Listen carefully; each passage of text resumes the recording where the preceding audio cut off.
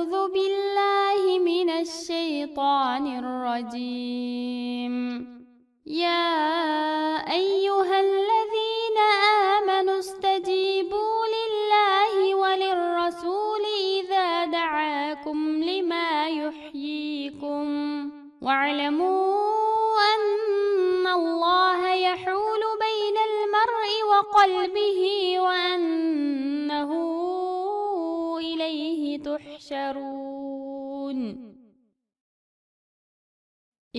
Allah'ның yaratquchi ega ekanligiga, Muhammad alayhissalomning haq payg'ambar ekanligiga iymon keltirgan kishilar, Alloh va uning payg'ambari sizlarga dunyo va oxiratda haqiqiy hayot bag'ishlaydigan iymonga chaqirgan chaqda sizlar uni qabul qilinglar.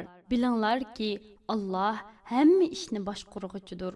U inson bilan uning dili o'tirisiga to'salg'i qo'ya oladi. Ya'ni uning dilini o'zi xohlagancha o'zgartiradi. Rabbinglarning da'vatiga ovoz qo'shishinglar kerak. Hamma ishning hukmronligi uning ilkididir. Bilinglarki, qiyomat kuni sizlar cho'qim Allohning dargohiga yig'ilasizlar. Shu chaqda Alloh hammanglarga tegishli mukofot yoki jazoinglarni beradi.